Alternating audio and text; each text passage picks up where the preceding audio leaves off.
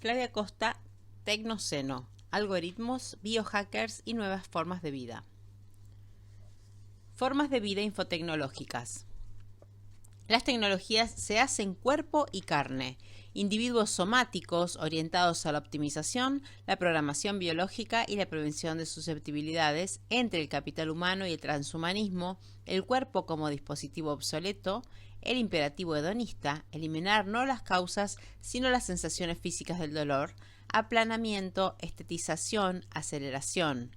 Ser significa ser visto, la creación de la propia audiencia, cables, submarinos, satélites, edificios, servidores. El ciberespacio no es inmaterial. 24/7, el fin de los tiempos muertos.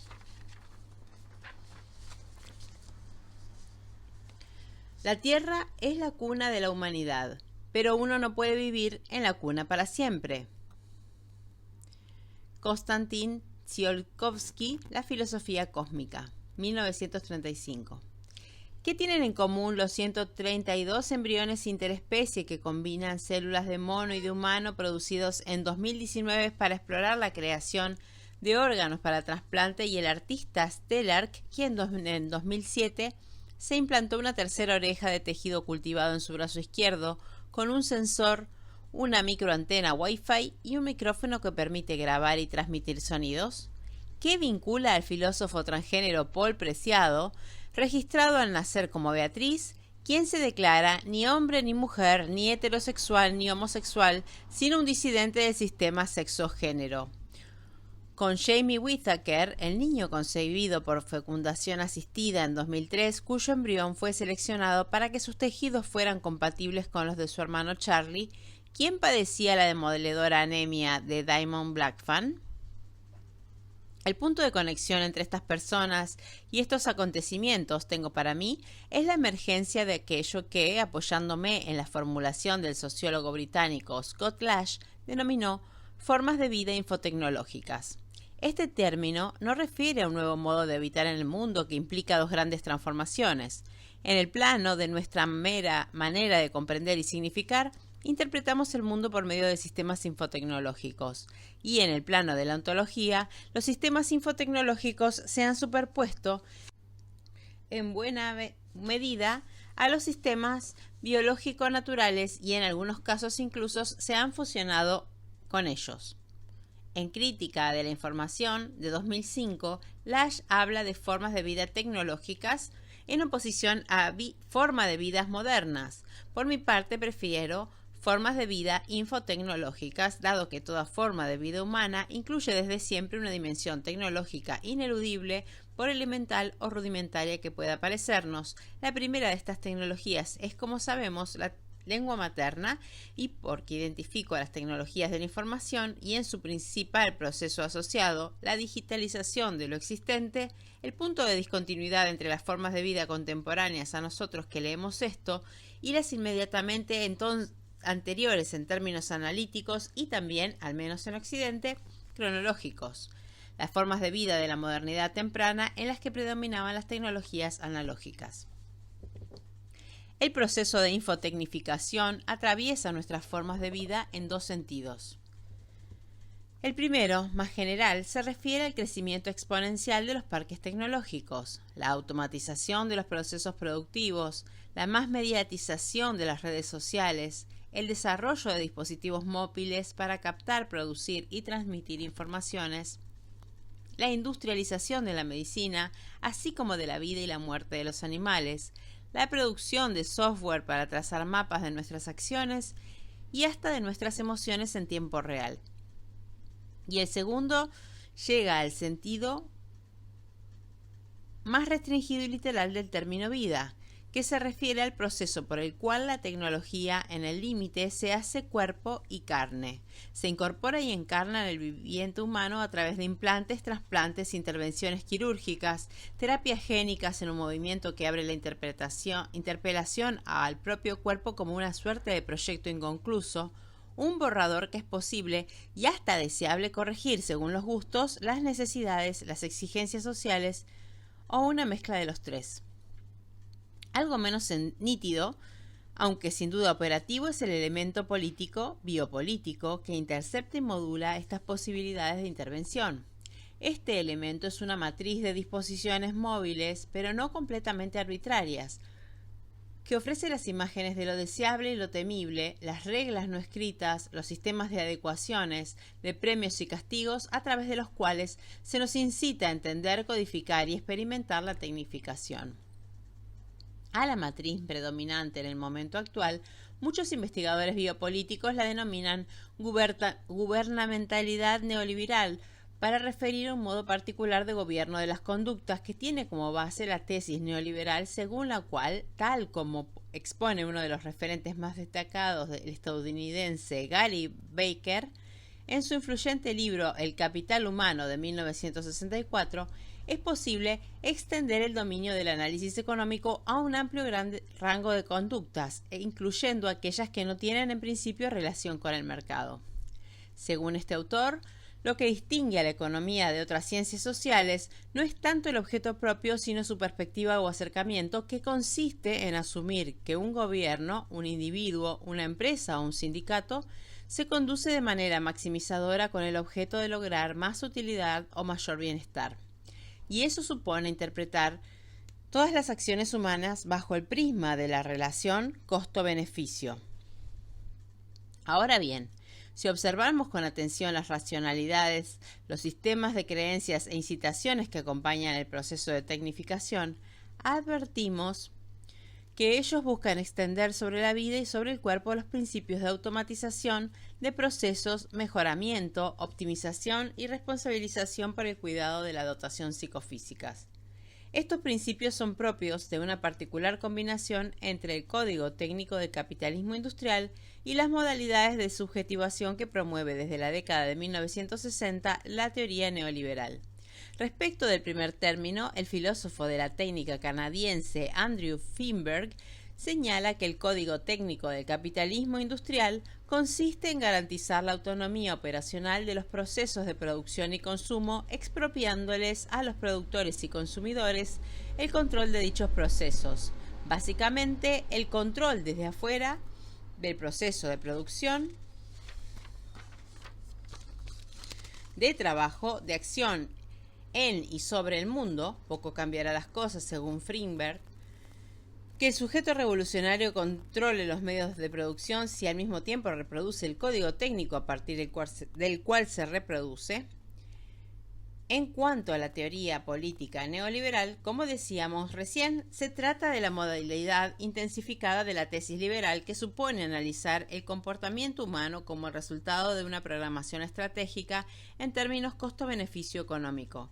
La tarea de la economía, sobre todo a partir de la teoría del capital humano, es desentrañar cuál ha sido el cálculo, que puede ser inconsciente o aún irrazonable, pero es estratégico, por el cual, dada la escasez de algún recurso, un individuo o más deciden destinarlo a un fin y no a otro. La interpretación que hacen los neoliberales de esta interrogación produce un vuelco fundamental en la lectura que podemos hacer de la vida social y personal, ya que ella dice que el sujeto que trabaja para percibir un salario no lo hace porque es la única manera que tiene de vivir, vender su fuerza de trabajo en el mercado, sino porque tiene un capital del cual desea obtener un rendimiento. ¿Qué tipo de capital? Su capital es el conjunto de sus componentes físicos y psicológicos, dice esta teoría, es decir, su capital humano integrado por aspectos innatos hereditarios y aspectos adquiridos. Entre los factores innatos del capital humano está, por supuesto, la dotación genética. Entre los factores adquiridos, la teoría toma particularmente en cuenta la educación y asociaciones matrimoniales y los comportamientos que se orientan al cuidado de la propia vida. Un capital así considerado tiene dos características destacables. Una, que los factores físicos y psicológicos se convierten en bienes, partes de un capital. Dos, que este capital es indisociable de su poseedor. De allí que la figura dominante ya no es el ciudadano trabajador, sino el empresario de sí. Desde la perspectiva neoliberal, la sociedad está constituida por agregación de unidades empresas. Un conglomerado de empresarios en el que cada uno es su propio capital, su propio productor y la fuente de sus ingresos. Un ejemplo de esta visión orientada no al trabajo ni a la educación, sino al contrato matrimonial, lo brindó en el año 2000 David Friedman, otro entusiasta seguidor de la tesis neoliberales en Estados Unidos, quien en su libro Law's Order, What Economics Has to Do with Law and Why It Matters, escribió: si bien en general pensamos que nuestros esposos o esposas son personas que se ajusten a ese rol de manera única y excepcional, esto no es cierto. Si fuera así, la probabilidad de encontrarla sería muy remota.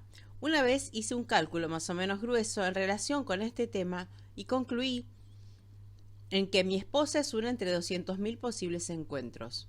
Otras mujeres podrían haber cumplido bien el rol de mi esposa, pero habría sido tonto de mi parte ponerme a investigar cada caso. Una vez que una pareja está casada durante un cierto tiempo, ha hecho una serie de inversiones específicas para su relación y afronta una serie de gastos que producirá sus frutos solo si permanece unida. Cada uno de sus integrantes se ha convertido a un costo considerable en un experto de cómo continuar con el otro. Ambos han invertido, tanto en lo material como en lo afectivo, en los hijos que tienen en común. Aunque ambos han partido de un mercado competitivo, ahora están encerrados en un monopolio bilateral con estos dos costos de negociación asociados. Una manera de reducir esos costos es llegar a un contrato de largo plazo hasta la muerte de una de las partes. La teoría del capital humano admite que los agentes que toman las decisiones no necesariamente son conscientes de sus esfuerzos por maximizar, ni siempre pueden explicar por qué lo hacen, pero asume que la perspectiva económica se aplica a toda conducta. Y algo más, importante para nuestro análisis, que observa Foucault, el nacimiento de la biopolítica. Si el Homo economicus liberal era aquel a quien había que dejar hacer porque aún de manera involuntaria, guiado por la mano invisible, siguiendo su interés de forma espontánea, beneficiaría a todo el mundo, el Homo economicus neoliberal, en cambio, es alguien completamente diferente. Gary Becker lo describe como aquel que acepta la realidad y actúa de acuerdo con ella y por ende es alguien eminentemente gobernable. Dado que responde en forma sistemática a las variaciones del medio, es posible conducir sus conductas mediante el control de ese medio, de sus peligros, sus riesgos, sus accidentes, sus promesas.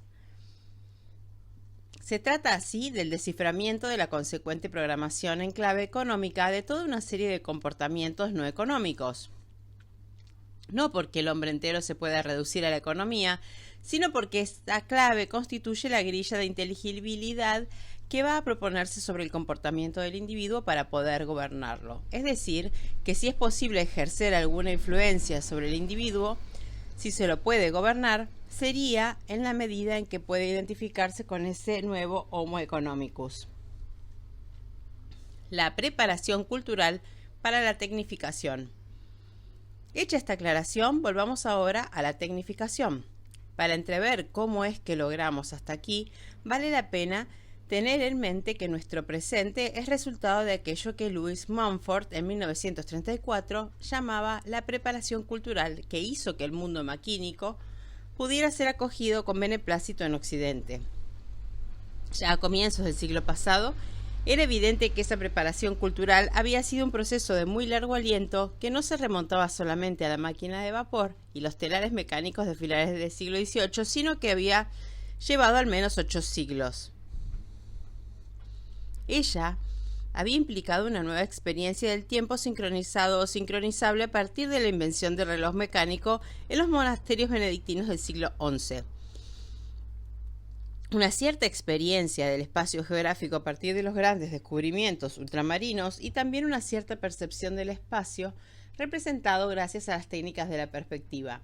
Mumford sigue enumerando: tendencia a la experimentación y a la invención, redescubrimiento de la naturaleza con respecto a lo sobrenatural, desarrollo del capitalismo con el correspondiente pasaje desde una economía del trueque y de escala doméstica hacia una economía monetaria con estructura de crédito internacional, y donde el dinero comienza a operar como nivelador o mediador universal. Menciona también el acostumbramiento de los humanos a participar en megamáquinas sociales como los ejércitos o las corporaciones sacerdotales, entre varios otros acontecimientos que detalla con exquisita erudición en 2 volúmenes de Técnica y Civilización. Y aunque no suele reconocerse de manera suficiente, la noción de megamáquina será clave para toda la filosofía de la técnica posterior. Es, de hecho, la fuente a través de la cual Gilles Deleuze y Félix Guattari, tanto en el Antiedipo como en 1000 mesetas, piensan la máquina social como entidad colectiva. Ese proceso de tecnificación, que como acabamos de vislumbrar se inició mucho antes pero se despegó de manera acelerada desde la segunda mitad del siglo pasado, se manifiesta hoy en una miríada de acontecimientos que se constituyen como un mundo ambiente, el medio o milieu de nuestra experiencia cotidiana. La expansión de las tecnologías infocomunicacionales que atraviesan los ámbitos del trabajo, el ocio y hasta las relaciones afectivas, el desarrollo de un modelo productivo de acumulación flexible que implica dispersión territorial, descentralización productiva, terciarización, predominio del trabajo llamado inmaterial, la difusión de prácticas de manipulación y automanipulación de lo viviente en general y de los cuerpos humanos en particular, biotecnología, cirugías, trasplantes, implantes, body sculpting. El desarrollo de nuevos soportes tecnológicos para antiguos y novedosos objetos culturales, lo que implica a su vez el armado de nuevos marcos jurídicos, así como la aparición de nuevos actores y pulseadas en torno a esos objetos. Optimización. Ahora bien, ¿qué implicaciones ha tenido todo esto en nuestro habitar del espacio, en nuestra experiencia de tiempo, en nuestra relación con nosotros mismos? Según la tesis de Scott Lash, esa nueva modalidad de habitar el mundo con la asistencia e intervención de infotecnologías implica transformaciones tanto en el plano de nuestro modo de comprender y significar como en el plano ontológico. Si pensamos, por ejemplo, en la manera de entender el propio cuerpo, existen métodos y dispositivos que nos brindan información sobre lo que somos en niveles ya no molares, como la medicina del siglo XIX, basada en el cuerpo orgánico individual del paciente, sino moleculares. El empleo de técnicas como el screening genético prenatal, los test diagnósticos presintomáticos, el escaneo cerebral, los medicamentos que mejoran la memoria, la concentración y el humor, las drogas que incrementan el rendimiento, entre muchas otras, nos emplazan hacia modos de concebir la propia vida y actuar sobre ella, interpelándonos, tal como afirma el sociólogo británico Nicholas Rose, como individuos somáticos, como seres profundamente materiales y biológicos orientados a la optimización de nuestros recursos o de nuestro capital humano, incluso como se insiste más recientemente, nuestro capital mental. Seres expuestos a susceptibilidades, no tanto o no solo a enfermedades o riesgos ciertos, sino problemas potenciales y dispuestos a programar o reprogramar aquello que aparece no del todo eficiente, satisfactorio o adecuado. Veamos estas tendencias de más cerca. Por optimización, Ross entiende un proceso por el cual las tecnologías contemporáneas de la vida ya no están limitadas por los polos de la salud y la enfermedad. Estos polos siguen existiendo, pero además muchas intervenciones procuran actuar en el presente con el fin de asegurar el mejor futuro posible para quienes se sometan a ellas. Por lo tanto, esas tecnologías encarnan visiones de lo que puede ser, de hecho, un estado óptimo en lo que respecta a la vida humana, tanto individual como colectiva. Sostiene en su libro Políticas de la Vida de 2012. En el pasado, así como la vida parecía incontestablemente ligada al funcionamiento natural de los procesos vitales, la medicina se orientaba a limitar la anormalidad, a restablecer la norma vital natural y la normatividad del cuerpo que le daba sostén, dice Rose. Pero hoy esas normas naturales no nos parecen ya tan ineludibles y mucho menos deseables. Las normatividades biológicas nos resultan una limitación que podemos alterar. En la medida en que vemos los cambios producidos por los psicofármacos en todas las manifestaciones de los estados de ánimo o en la capacidad de sostener una actividad, o cuando se ven las normas de la reproducción y la fertilidad aceleradas por las tecnologías de reproducción asistida, cuando el envejecimiento se ve postergado por terapias de reemplazo hormonal o por drogas como el Viagra, lo normal natural de cada una de estas situaciones aparece menos como un marco al cual tender, como un campo de opciones, al menos para las clases prósperas de Occidente. Las antiguas líneas que separaban tratamiento, corrección y mejora ya no se sostienen, afirma Rose. Las nuevas tecnologías ya no se limitan a tratar de curar el daño o la enfermedad orgánicos, tampoco a mejorar la salud, como es el caso de los regímenes alimenticios o los programas orientados a lograr un buen estado físico, sino que cambian aquello en lo que consiste ser un organismo biológico, haciendo posible refigurar o abrigar la esperanza de refigurar los procesos vitales mismos, con el fin de maximizar su funcionamiento y mejorar sus resultados. Su característica fundamental es su visión de futuro. Esas tecnologías de vida buscan redefinir el futuro vital actuando en el presente vital. Importante es retener aquí el horizonte de maximización del funcionamiento. A eso llamamos optimización. No es solo mejoramiento, porque no se trata de mejorar una función defectuosa en relación con el orden de la normatividad natural, sino que se trata de optimizar o maximizar los rendimientos y funcionamientos más allá de las capacidades naturales. Para ilustrar estas tendencias de la optimización, vale recordar la campaña que llevaron adelante en 2014 las empresas Facebook y Apple con respecto a sus empleadas mujeres. Les ofrecieron pagarles un tratamiento para congelar los óvulos de manera que invirtieran más tiempo de su edad fértil trabajando con esas empresas, sin que ello significara renunciar a sus deseos de convertirse en madres. Y de paso, madres de bebés de calidad. Cabía agregar, ya que esta segunda fase forma parte evidente del razonamiento optimizador aplicado en este caso. Si solamente postergaran la maternidad, es esperable que después de varios años los óvulos no resulten tan buenos como los congelados en la juventud temprana.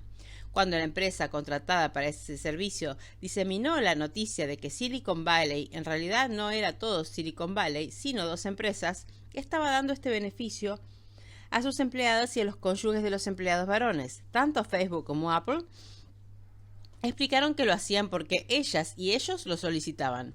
Apple dijo también que quería asegurarse de que sus empleadas pudieran hacer el mejor trabajo de sus vidas.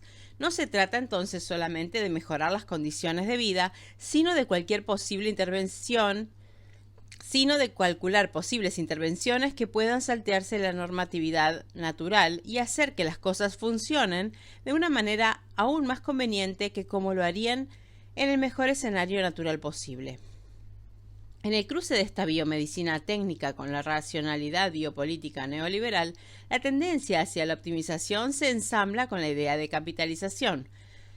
La optimización de capital humano, que últimamente se polariza en algo aún más específico, el capital mental, esta tendencia permea incluso las acciones del gobierno en un país que, como la Argentina, está todavía fuertemente influido por el psicoanálisis. En efecto, entre los años 2016 y 2019 funcionó en la provincia de Buenos Aires, gobernada entonces por la dirigente del centro-derecha María Eugenia Vidal, la Unión de Coordinación para el Desarrollo del Capital Mental en el ámbito del Ministerio de Coordinación y Gestión Pública, cuyo comité consultivo científico lideraba el neurólogo Facundo Manes y el nutricionista Esteban Carmuega, e integraba también Andrea Abadi, Cristian Plebs y Miguel Larguía. Según el documento elaborado por la unidad en 2016, el capital mental se define como la totalidad de recursos cognitivos, emocionales y sociales con los que una persona cuenta para desenvolverse en la sociedad, adaptarse al entorno e interactuar con los demás y con el medio ambiente. Dicho capital puede desarrollarse, fortalecerse y potenciarse, así como también deteriorarse o empobrecerse en función de la estimulación y la dinámica entre persona y el contexto social, y comprende una nutrición adecuada, capacidad cognitiva, inteligencia emocional, capacidad de aprendizaje flexible y eficiente y capacidad de adaptación. Trabajar desde el capital mental es aplicar los avances científicos sobre el cerebro y las personas para mejorar la calidad de vida de nuestra sociedad.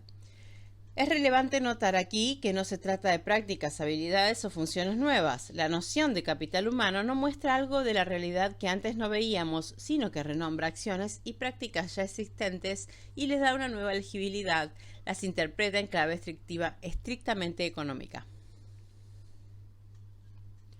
En una entrevista publicada en el diario La Nación en julio de 2016, el especialista en nutrición infantil Esteban Carmuega expresó que existen decenas de experiencias exitosas que nos muestran un camino para invertir en el capital mental de nuestra sociedad. aludió a un estudio de largo aliento en Guatemala, en el que una intervención nutricional temprana demostró 40 años más tarde un incremento del salario en más del 25%, estableciendo así una relación que instruye acerca de la construcción del argumento. La supuesta prueba del éxito de una intervención nutricional se refiere no a la posibilidad de una mejora de las condiciones de vida, tanto efectivas como proyectadas, de esas niñas y niños, ni en relación con los parámetros de salud deseables para la población objeto de la política, sino a un potencial incremento en el porcentaje de salario esperable 40 años después, es decir, proyectando a un momento con respecto al cual resulta incierto conocer con un mínimo de fiabilidad cuáles serán las posibilidades de empleo asalariado para aquellos a quienes se dirige la política. Susceptibilidad y programación. En cuanto a la susceptibilidad, ella abarca los dilemas provocados por los intentos de identificar y tratar en el presente a personas a quienes se les pronostica algún mal futuro. Según la sencilla formulación de Rose, para este autor, la preocupación contemporánea respecto de la susceptibilidad genética reelabora creencias de larga data acerca de las debilidades se heredarían como predisposiciones, que podían pasar inadvertidas hasta que ciertos hechos externos, que iban desde el exceso de alcohol hasta el paso del tiempo, las dispararan, y que podrían conjugarse o atenuarse adoptando un estilo de vida moderado y saludable. Al menos desde el siglo XVIII, en Europa se entendía que una predisposición era una falla o imperfección heredada que se manifestaría en determinadas circunstancias como enfermedad o patología, y que en la semántica eugenésica y racista que operó en la metrópoli durante siglos, la cesura entre vida digna y vida que no merece ser vivida se asociaba con la noción de degeneración, que para algunos estudiosos era el resultado de todo efecto nocivo de la vida en la ciudad o de la débil constitución de los inmigrantes y de la frágil descendencia que estos procreaban. Esta preocupación respecto de la susceptibilidad genética también reelabora e incorpora algunas tecnologías de evaluación, así como su predicción y gestión de riesgo que ya estaban consolidadas. Su formulación contemporánea remite a multitud de proyectos biomédicos que procuran identificar y tratar personas asintomáticas con el objeto de prevenir enfermedades o patologías que podrían manifestarse en el futuro. De aquí que vemos a nuestro alrededor y despliegue y la expansión de la figura del portador asintomático, aquella persona que sin estar efectivamente enferma sabe que tiene la posibilidad de desarrollar tal o cual enfermedad. Uno de los casos más resonantes de la expansión de la figura del portador asintomático ha sido en los últimos años el de la actriz Angelina Jolie, quien en 2013, después de hacerse diferentes pruebas de diagnóstico molecular y genético, decidió someterse a una doble mastectomía al conocer que sus genes BRCA1 y BRCA2 presentaban ciertas mutaciones que estadísticamente indican la posibilidad de elevar el riesgo de desarrollar tumores de mama y de ovarios. Según Rose, el interés creciente por las susceptibilidades genéticas es una de las consecuencias derivadas del alejamiento del determinismo biológico. En efecto, ya no estamos determinados por nuestros genes. Ellos no son un destino, sino que podemos repensarlo e incluso transformarlo. ¿Para qué? Primero, desde ya, para evitar el sufrimiento innecesario, el dolor que excede las dificultades más o menos razonables asociadas al hecho de estar vivo. Pero claro, ¿cuánto es razonable? Una pregunta que la optimización contemporánea sostenida en la racionalidad neoliberal parece responder atendiendo a las posibilidades económicas del consumidor. Si puede pagar por evitarlo, es razonable que lo haga. Finalmente, la programación se refiere a la posibilidad de intervenir en el genoma para reprogramarlo, tanto para alterar una codificación defectuosa como para restablecer una codificación virtuosa que por accidente se vio alterada. El caso del embrión seleccionado para que sus tejidos fueran compatibles con los de su hermano Charlie fue el primero pero no el único, como también la selección del sexo del embrión en el contexto de tratamientos de fecundación in vitro en que algunos países se permite por razones médicas. Por ejemplo, una pareja con antecedentes familiares de hemofilia podría solicitar la selección de embriones de sexo femenino, ya que las mujeres son portadoras pero no padecen la enfermedad, mientras que los varones sí la desarrollan, y en otros, como los Estados Unidos, puede hacerse simplemente por preferencia de los progenitores. Transhumanos. Por otro lado, en el plano de la ontología, los sistemas tecnológicos se han propuesto y en algunos casos incluso fusionado con, los socioculturales y los biológico-naturales, de modo tal que las personas habitamos y enfrentamos el mundo no solo desde los hábitos interiorizados mediante las experiencias acumuladas, sino también desde la interfaz, que en muchos casos implica incorporación con los sistemas tecnológicos. Y esto se refiere al uso tanto de aparatos técnicos complejos como el auto sin conductor, como medicamentos para incrementar nuestro rendimiento o cambiar nuestro estado de ánimo. Una de las racionalidades que fundamentan esta autotransformación por medio de tecnologías es la hipótesis transhumanista, aquella según la cual el kuerpo humano es un dispositivo obsoleto. Entre sus referentes más conocidos está el científico, empresario e inventor Raymond Kurzweil, autor de libros como La era de las máquinas inteligentes y La singularidad está cerca, cofundador en 2008 de la Universidad de la Singularidad en Silicon Valley, patrocinada por Google y por la NASA, y desde 2012 director de ingeniería en Google. Kurzweil es una figura clave de nuestro tiempo por su versatilidad, por la vastedad de sus ideas y empresas y por un ethos tan controversial como enérgico en su voluntad de poder.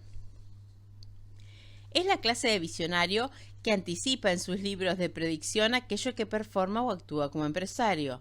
En su libro de 1999, La era de las máquinas espirituales, predijo que los ordenadores demostrarían algún día ser superiores a las mejores mentes del mundo financiero en la toma de decisiones sobre inversiones. Ese mismo año creó un fondo de inversión libre llamado FatCat, acelerador de transacciones financieras de las tecnologías adaptativas de Kurzweil, un software destinado a reconocer patrones en las fluctuaciones y tendencias de los títulos del mercado financiero. Lo mismo sucede con sus emprendimientos de alimentación saludable. Escribió junto a su médico Terry Grossman 2 libros sobre cómo llevar una larga vida, a la vez que lanzó una compañía de alimentación saludable, Transcend, que produce los suplementos dietarios que recomienda en el libro. En la década de 1970 fue un pionero en el desarrollo del software de reconocimiento de caracteres OCR. Esto le valió una larga amistad con el popular músico ciego Stevie Wonder, quien lo inspiró para desarrollar en 1984 el sintetizador Kurzweil 250, uno de los primeros instrumentos por ordenador capaz de reproducir de manera realista el sonido de otros instrumentos de una orquesta. Es conocido por la llamada ley de rendimientos acelerados, que extiende la ley de Moore para describir un crecimiento exponencial de cambio tecnológico. A diferencia de la imagen más o menos corriente de un progreso lineal, Kurzweil asegura que en los próximos años no veremos un despliegue tecnológico similar al del último siglo, sino que se parecerá más bien a 20.000 años de desarrollo. En unas pocas décadas, afirma en la Ley de Rendimientos Acelerados de 2001, la inteligencia de las máquinas sobrepasará la inteligencia humana, llevándonos a la singularidad. Cambios tecnológicos tan rápidos y profundos que representan una ruptura en la estructura de la historia humana. De eso se trata. En efecto, su libro La singularidad está cerca de 2005, que describe el advenimiento hipotético en pocas décadas de una inteligencia artificial general o superinteligente muy superior tanto en velocidad como en capacidades concretas, al intelecto humano. Esta singularidad tecnológica implicaría cambios sociales inimaginables, imposibles tanto de comprender como de predecir a partir de la combinación inédita entre tecnología y biología que afirma se expandirá por el universo y puede llevar a la humanidad a la extinción o a la inmortalidad. Los transhumanistas lo dicen así, desdramatizando el asunto. Los transhumanistas no solo creen en la posibilidad de perfeccionamiento a través de las tecnologías, la informática, la robótica, la biología molecular, la química y la farmacología, las ciencias cognitivas, la ingeniería genética, la nanotecnología y la neurocirugía, sino que sostienen una nueva forma de pensar más allá de la premisa de que la condición humana es esencialmente inalterable. Para ellos, alterar fundamentalmente la condición humana a través de la razón aplicada, especialmente utilizando la tecnología para acabar con el envejecimiento, es incrementar las capacidades intelectuales físicas y psicológicas del ser humano. No solo es posible, sino muy conveniente. Si bien conocen que las perspectivas que se abren gracias a estas nuevas tecnologías van desde el futuro ilimitadamente promisorio a posibilidades extremas como la extinción de la vida inteligente, aseguran que el futuro se vislumbra en general de manera extraña y confusa, pero sin dudas está lleno de posibilidades muy excitantes. Suele afirmarse que el primero en usar el término transhumano fue en 1953 el biólogo Julian Huxley, el hermano de Aldous, y a su vez autor de Un Mundo Feliz de 1932. Julian Huxley, primer secretario de la UNESCO, abogaba por la aplicación de las tecnologías para mejorar la condición humana. A finales de la década de 1960 lo retomó el escritor futurista de origen persa, Fereidoun M. Esfandiari, quien a los 40 años logró cambiar su documento para llamarse FM 2030 como símbolo de sus convicciones más esperanzadas, que al cumplir 100 años la tecnología le permitiera vivir para siempre. Según sus seguidores, FM 2030 predicaba el transhumanismo en su clase sobre nuevos conceptos de lo humano que dictaba la New School of Social Research en Nueva York. En ella sostenía que el organismo tal como lo conocemos es una camisa de fuerza biológica, de la que hay que deshacerse lo antes posible. El cuerpo, afirmaba, es estructuralmente un mal robot, rígido y poco flexible, cuyo diseño hay que rehacer por entero, excepto el cerebro, asegura, todo lo demás es primitivo y se está volviendo superfluo. Años más tarde, retomaron y expandieron esas consignas el filósofo Nick Bostrom y el británico David Pearce, fundadores en 1988 de la Asociación Transhumanista Mundial, cuyas dos primeras tareas fueron la redacción de la Declaración Transhumanista, publicada el mismo año, y las preguntas frecuentes sobre transhumanismo al año siguiente. En estas primeras definiciones, que hoy no es fácil encontrar en Internet, ya que en marzo de 2009 el documento original fue transformado por el Consejo de Directores de Humanity Más en una lista de 7 puntos muy simplificada, se afirmaba: el transhumanismo desecha el postulado de que la condición humana es constante, que todo puede cambiar, la economía, la cultura, la política, pero que la naturaleza humana sigue siendo siempre la misma. El transhumanismo supone que la condición humana no es inalterable y aboga por el uso de tecnologías que superen nuestras limitaciones biológicas y transforma esta condición. Entre estas posibilidades figura, por ejemplo, las máquinas superinteligentes, capaces de superar a los mejores cerebros humanos en prácticamente cualquier disciplina. El control de los centros del placer a partir de nuevas drogas y o fármacos que prometen que la gente podría optar por reducir drásticamente la incidencia de emociones negativas en su vida, sin efectos colaterales y sin provocar adicción. Y las píldoras de la personalidad, nuevas drogas que con el apoyo de la terapia genética permitirían modificar la personalidad y ayudar a resolver problemas como la timidez o los celos, incrementar la creatividad y aumentar la capacidad emocional, la colonización del espacio exterior, la ampliación radical de la expectativa de vida, la clonación, la tecnosexualidad, las redes neuronales, la ingeniería neurooftálmica, etc. Declaración Transhumanista de 1999. En la entrevista publicada en 2006 en The Guardian, Bostrom, ya por entonces director del futuro de la humanidad de la Facultad de Filosofía de la Universidad de Oxford, tarea que desarrolla todavía hoy, explicaba que el transhumanismo se dedica a analizar e investigar las posibilidades y las implicaciones éticas de modificar las capacidades humanas, por ejemplo, interviniendo en procesos de envejecimiento o bien haciéndolo más lento o revirtiéndolo. Y agregaba: para el caso del envejecimiento, lo que necesitamos es o bien hacer más lento el proceso de acumulación de daños, o bien una vez que el daño ha sido hecho, ir y repararlo. Las células madre, por ejemplo, pueden utilizarse para hacer crecer de nuevo las células que hemos perdido, y podemos desarrollar nuevas enzimas que sean capaces de proteger el cuerpo de aquellas sustancias con las que él no puede vérselas. Por su parte, David Pearce es un militante del llamado utilitarismo negativo que propone revocar mediante las biotecnologías la mayor cantidad de sufrimiento innecesario. expone en su tesis en el manifiesto titulado El imperativo hedonista, la exigencia ética de abolir el sufrimiento, no las causas de sufrimiento, sino las sensaciones biológicas que provoca. Peirce, vegano moral, explica en su manifiesto abolicionista que la desaparición del dolor puede lograrse a través de 3 posibles soluciones técnicas. 2 de ellas son parciales: la estimulación cerebral de los centros del placer y el uso de drogas de diseño. La tercera, en cambio, es la que propone como la más adecuada: cambiar la naturaleza humana, literalmente reparando nuestro código genético. La clave del argumento es lo que falla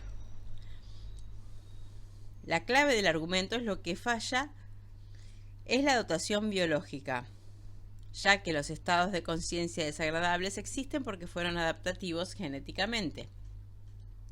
Si bien estamos algo lejos de ver realizadas estas ideas, ellas orientan desde hace décadas el trabajo de científicos, ingenieros y tecnólogos.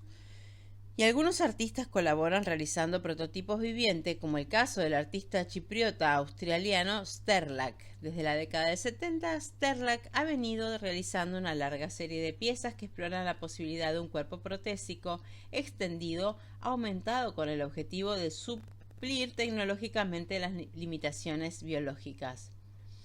Entre diferentes experimentos performáticos, utilizó máquinas de suspensión antigravitatoria, operó con su cuerpo una prótesis de 6 patas mecánicas gigantes y en 2007 se hizo implantar en su antebrazo izquierdo aquella tercera oreja hecha de células cultivadas que mencionamos más arriba, que tiene un sensor y una antena Wi-Fi que transmite sonidos que ella misma escucha.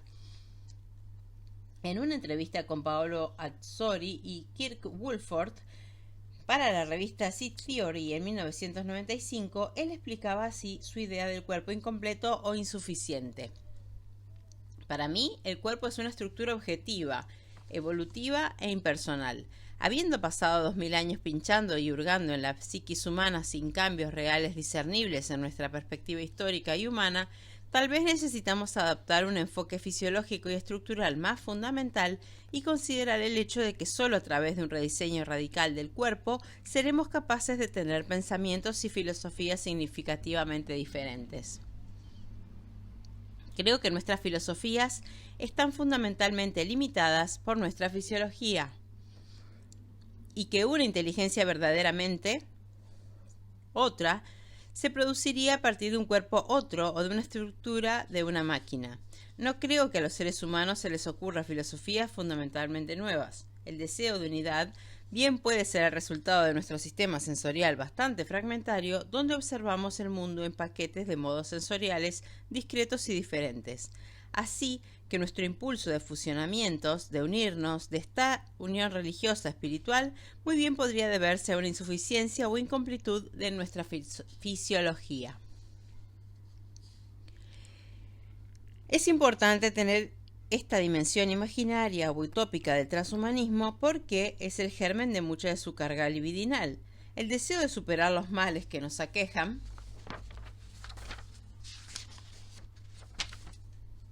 como vivientes no puede ser minimizado como fuerza vital y como potencial de transformación.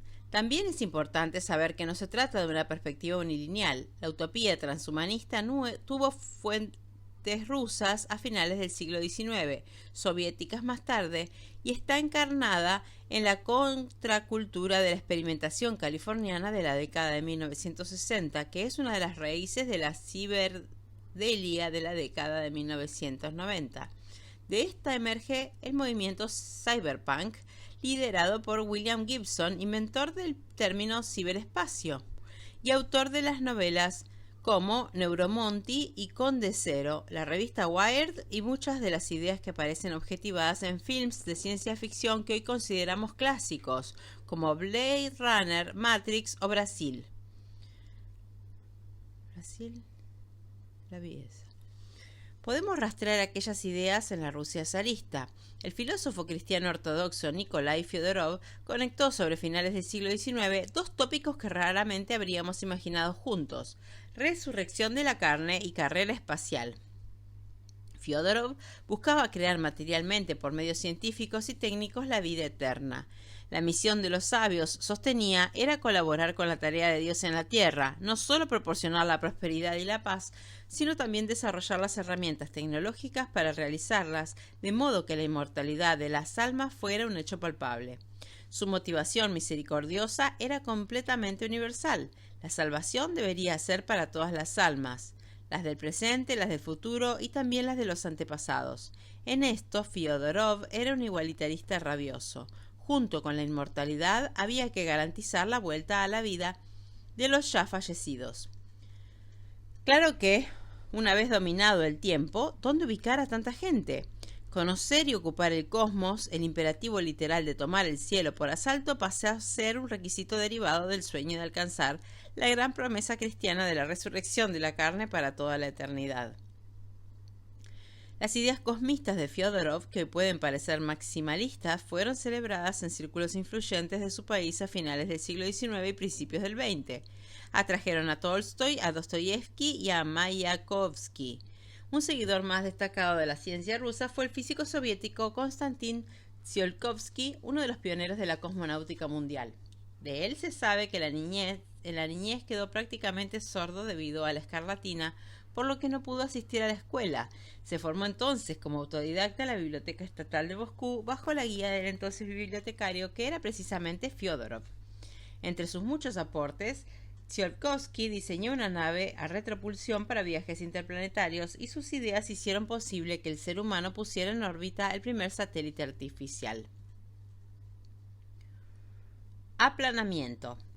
Sigamos caracterizando estas nuevas formas de vida infotecnológicas. Para eso vamos a considerar tres rasgos principales insinuados en la primera formulación de Lasch: que estas formas de vida se dé un proceso de aplanamiento, o como podemos dominarlo también, inmaterialización, que su existencia se da principalmente a distancia, es decir, que son formas de vida mediales y mediadas, y que no son lineales, lo cual significa un triple proceso según el cual se aceleran, se comprimen y a la vez, sin que esto explique contradicción, sino juego complejo, se expandan. En cuarto lugar, podemos añadir que estas formas de vida se desmaterializan o se virtualizan solo aparentemente, más bien su condición de posibilidad es la existencia de nuevos espacios y materialidades, tanto por los componentes que requieren muchos de los dispositivos que permiten los intercambios infocomunicacionales que van desde las placas de vidrio hasta elementos químicos como el silicio y el litio, pasando por metales como el cobalto, la tantalita y la columbita, como por las infraestructuras de estas telecomunicaciones requieren, así como los restos de desechos de sus dispositivos, ya sea en su producción o en su obsolescencia planificada, dejan en la atmósfera, en el suelo y en los océanos. En quinto lugar, finalmente, dependen de que dan lugar a saberes y prácticas hiperespecializadas, lo que implica tanto la multiplicación de disciplinas y saberes expertos cada vez más cerrados sobre sí mismos, como el ocultamiento de procesos internos a la manera de una caja negra, de los distintos procedimientos integrados en las infraestructuras de los dispositivos. Veamos todo esto en más detalle. En cuanto al aplanamiento, tal y como afirma Lasch, las formas de vida modernas se atenían a un esquema espacial vertical y dualista. El suyo era un dualismo de la profundidad basada en un término trascendente y otro empírico o de superficie. En sus respectivos significados, uno verdadero pero oculto y otro más superficial que funcionaba en general como reflejo o síntoma del primero.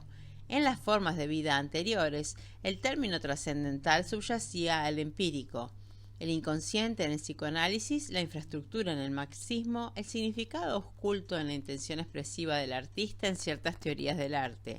En suma, las estructuras profundas operaban sobre la superficie, que constituían a su vez las puntas del iceberg en la verdad. En las formas de vida infotecnológicas, en cambio, el término trascendental y empírico entran en aplanamiento o desdiferenciación. El dualismo se disuelve en un monolismo radical.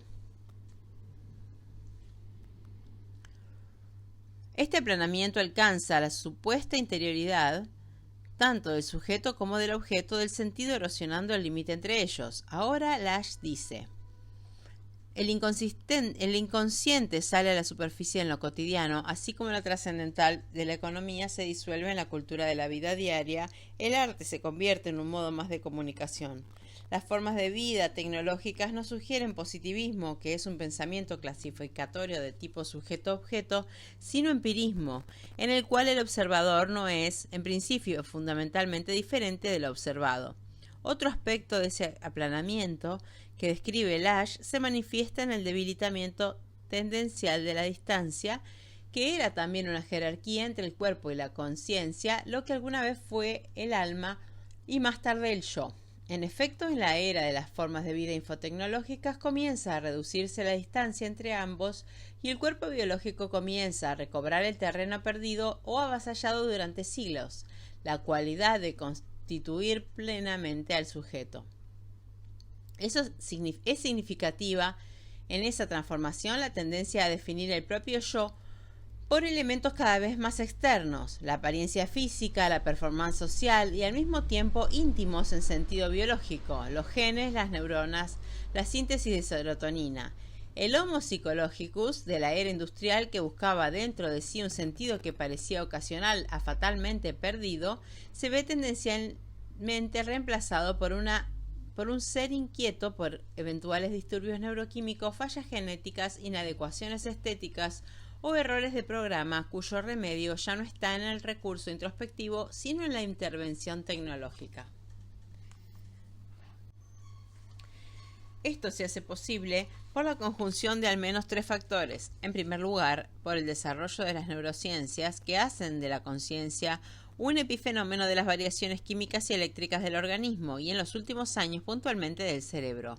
Como escribió el investigador Vernon Mountcastle, reconocido por haber descubierto en 1957 que la corteza cerebral se estructura en columnas de neurona cuyas conexiones forman circuitos locales, considerados una unidad funcional del cerebro, en su artículo La ciencia del cerebro en el final del siglo, publicado en 1988 por la revista científica Daedalus y retomado por Rose en el libro Neuro de 2013. El medio siglo de acumulación de conocimientos sobre la función del cerebro nos ha puesto ante la pregunta acerca de lo que significa ser humanos. No pretendemos que existan respuestas disponibles, pero aseveramos que lo que hace que un hombre sea humano es su cerebro. Las cosas de la mente, de hecho, las mentes son cualidades emergentes del cerebro.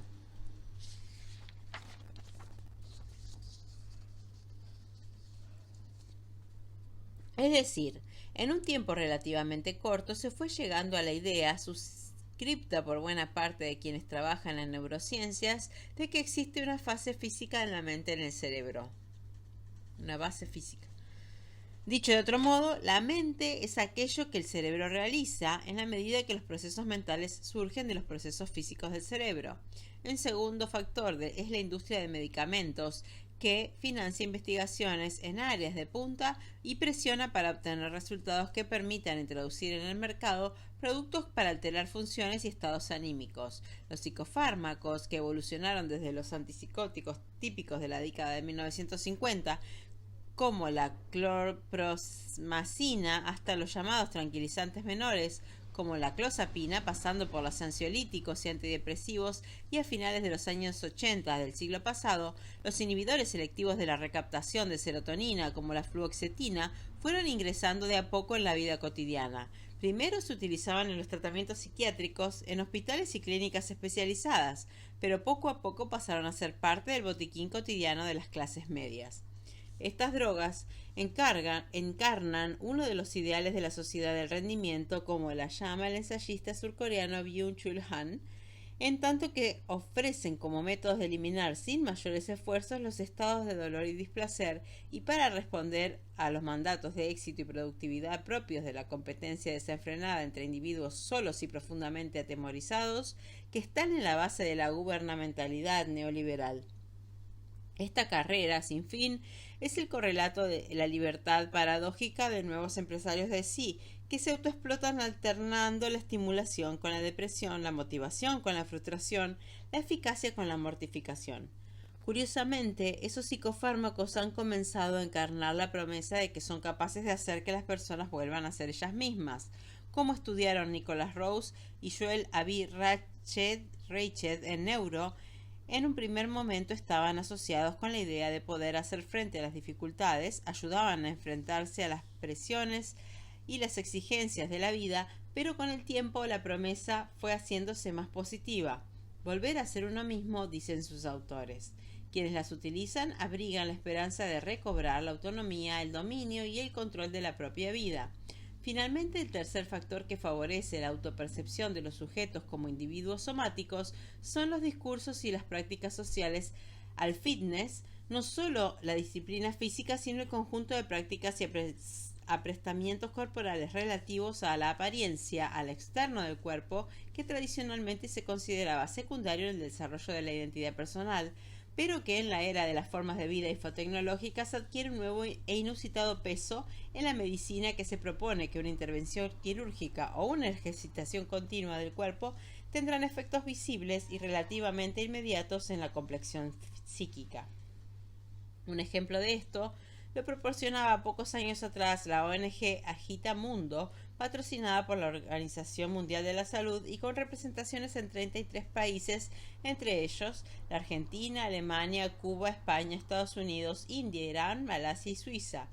La Declaración de San Pablo, su documento fundacional, afirma que uno de los principales motivos para impulsar la actividad física a nivel mundial son los beneficios psicológicos que ella promueve, incrementando la autoimagen, la autoestima, el bienestar general, la agilidad mental, disminuyendo la soledad, el estrés, la ansiedad y la depresión. Estos procesos, unidos a todo un nuevo conjunto de conocimientos expertos de tecnologías y prácticas de evaluación e intervención, orientan nuestros modos de autocomprendernos hasta considerarnos, como dice Rose, seres cuya individualidad se encuentra anclada, al menos en parte, en la existencia carnal, corporal, y que se experimentan, se expresan, juzgan y actúan por sí mismos, en parte, en el lenguaje de la biomedicina. Soy celíaca, soy obeso, soy bipolar, soy ansioso, son maneras de autocomprensión que implican además toda una biosociedad, grupos de ayuda mutua, de intercambio de experiencias, recetas, consejos, salidas en común y mucho más. Es posible hablar así de un verdadero régimen somático propio de las formas de vida infotecnológicas que conlleva un mundo de interpretación del cuerpo biológico en su doble faz, el molecular interno y el apariencial o externo, como sede parcial, pero cada vez más significativa de la subjetividad, como algo moldeable, operable, intervenible, modificable, en tanto habrá a realizar de manera responsable. Obra. En definitiva, como lo que Foucault denominaba la sustancia ética, es decir, la manera o la parte de sí mismo sobre la cual el individuo ejercita su conducta, a la cual da forma para convertirse en un sujeto ético. Esta doble dimensión del cuerpo es entonces la materia de trabajo de la autorregulación que realiza el individuo para tratar de equilibrar y orientar los imperativos éticos y estéticos de la autopoiesis, la creación de sí como una suerte de obra contemporánea.